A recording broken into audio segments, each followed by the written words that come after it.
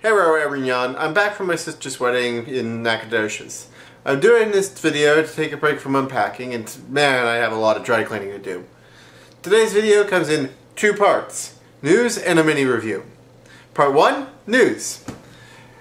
Anime Expo was this weekend, and we had a few announcements. Aniplex is picking up Madoka, Sentai is putting out Clannad on Blu-ray, right after I got it on DVD, and Bandai announced that they're putting 5cm per second, The Girl Who Leapt Through Time and Disappearance on Blu-ray. To this I can only say one thing. Want! Part 2, review.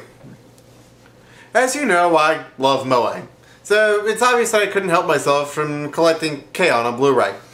And there was a pretty show, and the characters caused me to go into a Moe fugue. However, biofascination and a familiarity with the Japanese originals have led me to try the dub.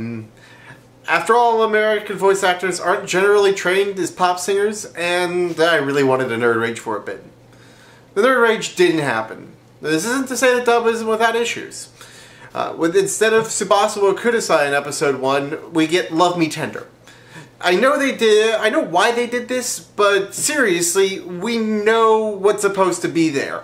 We have seen Rebuild of Evangelion, and as such, we would know the song.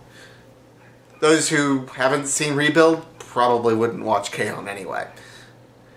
They also didn't know that this song was going to be used as Nichijou's second DD, so I'll let them slide on that. The memes are also gone. There's no Untan, there's no Moe Moe Kyun, and Fun Things Are Fun has simply become Fun is Fun. That last one I do get, they had to match up the lip flaps, and Fun Things Are Fun just didn't quite work. This doesn't, however, excuse the lack of Moe Moe Kyun. Seriously, guys, the power of cute compels you? Really? And yes, we do know what Moe is. We watched you guys at Bang Zoom do Haruhi and Lucky Star. And for the first 3 episodes, Stephanie Shea's Yui just isn't right. She's way too nervous.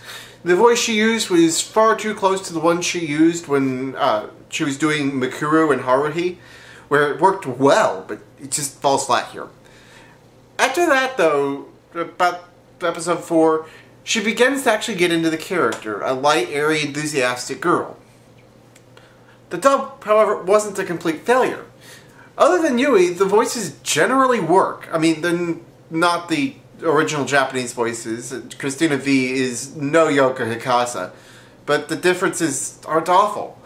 And the person they got to do Mugi is absolutely perfect. And unless there's a good reason for it, the vocals are still the Japanese vocals.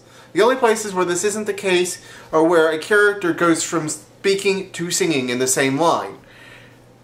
In this case, they still use the Japanese lyrics. Unfortunately, I can't say a whole lot about Azunyan. She doesn't have many lines in episode 8, and episode 9 isn't out yet. Hopefully they don't mess that up, or I will rage. Guys, I hope you enjoyed your 4th of July weekend, and Sonia, I will see you tomorrow.